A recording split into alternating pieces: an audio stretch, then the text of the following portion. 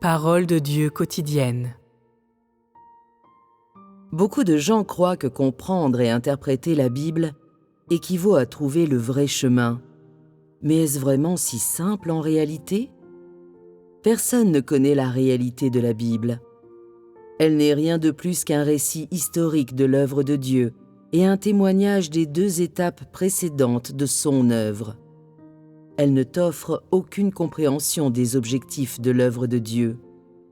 Quiconque a lu la Bible sait qu'elle documente les deux étapes de l'œuvre de Dieu pendant l'ère de la loi et l'ère de la grâce. L'Ancien Testament raconte l'histoire d'Israël et l'œuvre de l'Éternel depuis la création jusqu'à la fin de l'ère de la loi. Le Nouveau Testament relate l'œuvre de Jésus sur terre, ce qui correspond aux 4 évangiles, et le travail de Paul. Ne sont-ils pas des documents historiques? Ils rappellent des choses du passé aujourd'hui et sont donc des documents historiques. Qu'importe leur véracité ou leur réalité, ils restent historiques. L'histoire ne peut pas répondre au présent, car Dieu ne contemple pas l'histoire.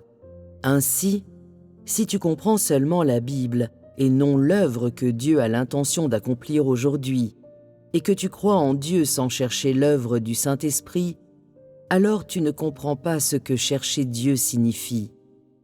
Si tu lis la Bible afin d'étudier l'histoire d'Israël, à la recherche de l'histoire de la création de tous les cieux et de la terre par Dieu, alors tu ne crois pas en Dieu.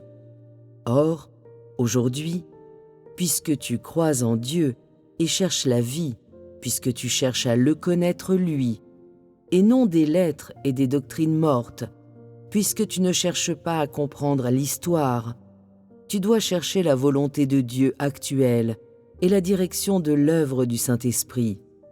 Si tu étais un archéologue, tu pourrais lire la Bible, mais tu n'en es pas un. Tu fais partie de ceux qui croient en Dieu, et tu ferais mieux de chercher la volonté de Dieu actuelle.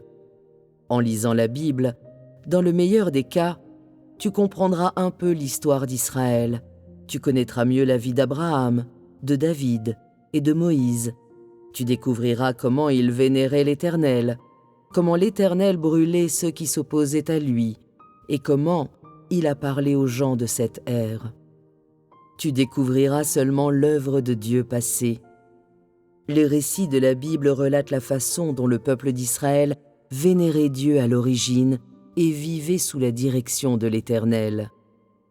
Parce que les Israélites étaient le peuple élu de Dieu, tu peux voir dans l'Ancien Testament que tout le peuple d'Israël était fidèle à l'Éternel et qu'il protégeait et bénissait tous ceux qui lui obéissaient.